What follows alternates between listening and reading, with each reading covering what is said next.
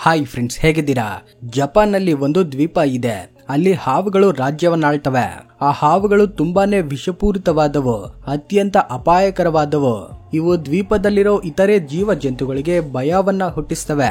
ಅವು ಕಚ್ಚೋದ್ರಿಂದ ಪ್ರತಿ ವರ್ಷ ನೂರಾರು ಜನರು ಸಾವನ್ನಪ್ತಿರ್ತಾರೆ. ಇದರಿಂದ ಅಲ್ಲಿನ ಸರ್ಕಾರಕ್ಕೆ ಇದೊಂದು ತಲೆನೋವಾಗಿ ಪರಿಣಮಿಸುತ್ತೆ. ಅವರಿಗೆ ಯಾವುದೇ ಪರಿಹಾರ ಕಾಣಿಸೋದಿಲ್ಲ.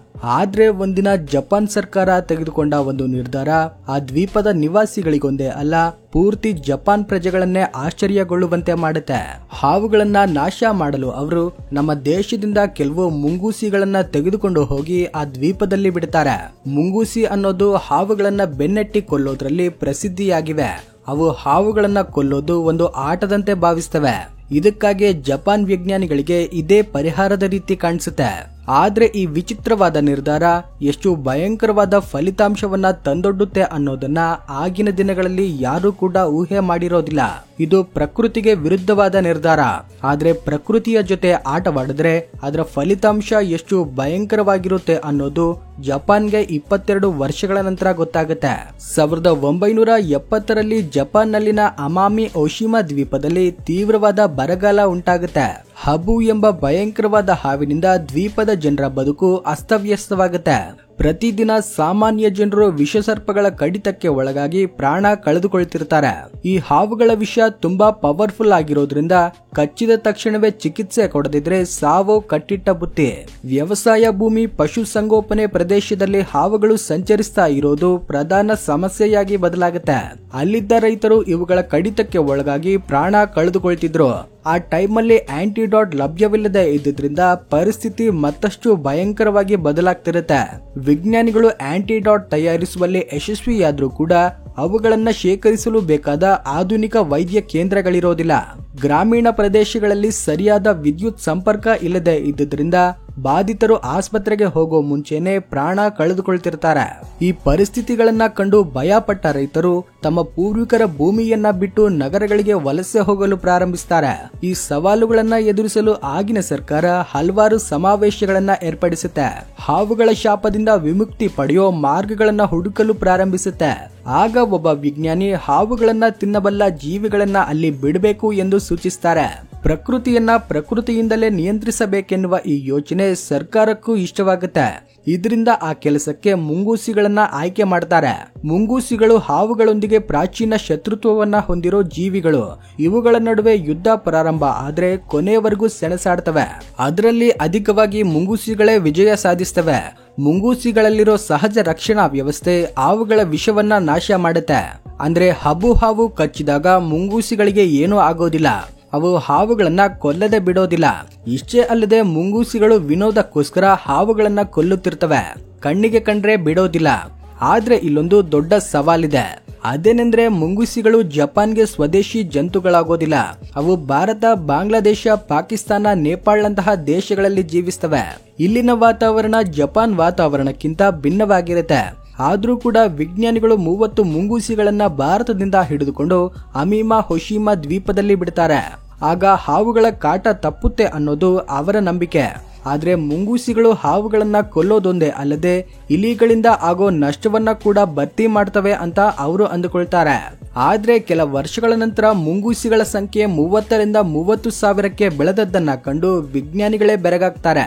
ಇಷ್ಟೇ ಅಲ್ಲದೆ ಅವು ಹಾವುಗಳನ್ನ ಕೊಲ್ಲಲು ಆಸಕ್ತಿ ತೋರಿಸೋದಿಲ್ಲ. ಇದರಿಂದ ಹಾವುಗಳ ಸಂಖ್ಯೆ ಕೂಡ ಹೆಚ್ಚಾಗ್ತಿರುತ್ತೆ. ಯಾಕಂದ್ರೆ ಹಬು ಹಾವುಗಳು ರಾತ್ರಿ ಹೊತ್ತಲ್ಲಿ ಬೇಟೆಯಾಡ್ತವೆ, ಮುಂಗೂಸಿಗಳು ಹಗಲೊತ್ತಲ್ಲಿ ಬೇಟೆಯಾಡ್ತವೆ. ಇಂತಹ ವಿರುದ್ಧವಾದ ಜೀವನ ಶೈಲಿಯಿಂದ ಅವು ತುಂಬಾ ಕಡಿಮೆ ಬಾರಿ ಎದುರಾಗ್ತಿರ್ತವೆ. ಇಷ್ಟೇ ಅಲ್ಲದೆ ಹಾವುಗಳು ಸಿಕ್ಕದ ಟೈಮಲ್ಲಿ ಮುಂಗೂಸಿಗಳು ಆ ದ್ವೀಪದಲ್ಲಿರೋ ಅಪರೂಪದ ಮೊಸಳೆಗಳನ್ನ ಬೇಟೆಯಾಡಲು ಪ್ರಾರಂಭಿಸ್ತವೆ. ಪಕ್ಷಿಗಳ ಮೊಟ್ಟೆಗಳನ್ನ ತಿನ್ನಲು ಪ್ರಾರಂಭಿಸ್ತವೆ. ಮತ್ತೊಂದ್ ಕಡೆ ರೈತರ ಬೆಳೆ ನಾಶವಾಗಲು ಪ್ರಾರಂಭವಾಗುತ್ತೆ. ಹಾವುಗಳಿಂದ ವಿಮುಕ್ತಿ ಪಡೆಯಲು ತೆಗೆದುಕೊಂಡ ನಿರ್ಧಾರದಿಂದ ಸಮಸ್ಯೆಗಳು ಮತ್ತಷ್ಟು ಹೆಚ್ಚಾಗ್ತವೆ. ಈಗ ಮುಂಗೂಸಿಗಳ ಸಮಸ್ಯೆ ಕೂಡ ಪ್ರಾರಂಭವಾಗುತ್ತೆ. 1975ರಲ್ಲಿ ಬಿಟ್ಟ 30 ಮುಂಗೂಸಿಗಳು 25 ವರ್ಷಗಳಲ್ಲಿ 3000ಕ್ಕಿಂತ ಹೆಚ್ಚಾಗಿರ್ತವೆ. ಅವು ಪರಿಮಿತ ಪ್ರದೇಶವನ್ನ ಬಿಟ್ಟು ದ್ವೀಪದಲ್ಲಿನ ಪ್ರಧಾನ ಭೂಭಾಗದವರೆಗೂ ವ್ಯಾಪಿಸ್ತವೆ. ಇದರಿಂದ ಪ್ರಾಂತೀಯ ಜೀವ ವೈವಿಧ್ಯ ಅಪಾಯದಲ್ಲಿ ಬೀಳುತ್ತೆ. ಸ್ಥಳೀಯ ಜೀವಿಗಳು ಒಂದೊಂದಾಗಿ ಕಣ್ಮರೆಯಾಗಲು ಪ್ರಾರಂಭಿಸ್ತವೆ.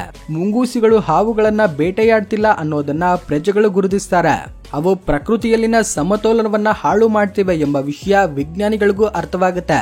ಹೀಗೇನೆ ಮುಂದುವರಿದ್ರೆ ದ್ವೀಪದಲ್ಲಿನ ಜೀವ ವೈವಿಧ್ಯವೇ ನಾಶವಾಗುತ್ತೆ ಎಂಬ ಭಯ ಅವರಲ್ಲಿ ಉಂಟಾಗುತ್ತೆ. ನಂತರ ಇದು ಮಾನವ ವರ್ಸಸ್ ಮುಂಗೂಸಿ ಯುದ್ಧದಂತೆ ಬದಲಾಗುತ್ತೆ.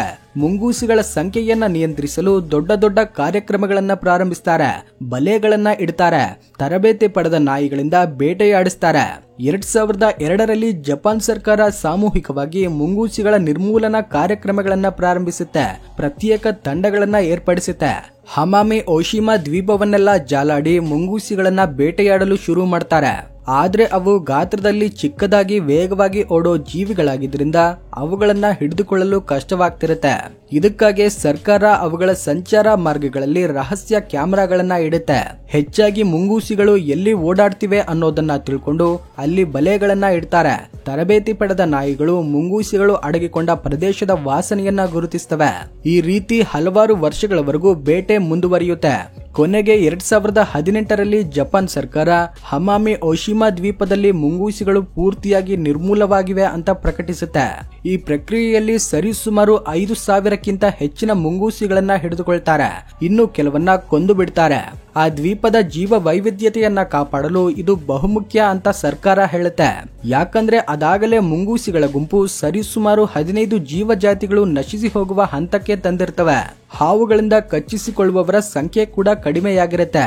ಇದಕ್ಕೆ ಕಾರಣ ಪ್ರಜೆಗಳ ಮುನ್ನೆಚ್ಚರಿಕೆಗಳು, ಅವರು ಹಾಕಿದ್ದ ಬಲೆಗಳು ಮತ್ತೆ 2005ರಿಂದ ಲಭ್ಯವಾಗುವ ಆಂಟಿಡಾಟ್ಸ್. ಪ್ರಸ್ತುತ ಹಮಾಮಿ ಓಶಿಮಾ ದ್ವೀಪದಲ್ಲಿ ಮುಂಗೂಸಿಗಳಿಲ್ಲ, ಆದ್ರೆ ಹಬ್ಬು ಹಾವುಗಳು, ಇಲಿಗಳು ಇನ್ನೂ ಇವೆ.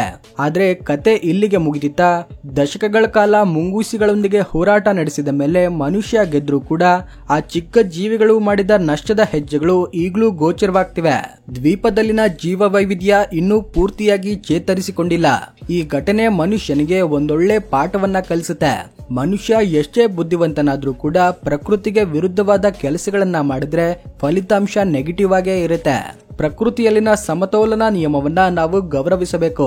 ಅದನ್ನ ಉಲ್ಲಂಘಿಸಿದ್ರೆ ಭವಿಷ್ಯದಲ್ಲಿ ಭಯಂಕರವಾದ ಪರಿಣಾಮಗಳನ್ನ ಎದುರಿಸಬೇಕಾಗುತ್ತೆ. ಇದೊಂದು ಅಸಾಧಾರಣವಾದ ನಿಜವಾದ ಘಟನೆ.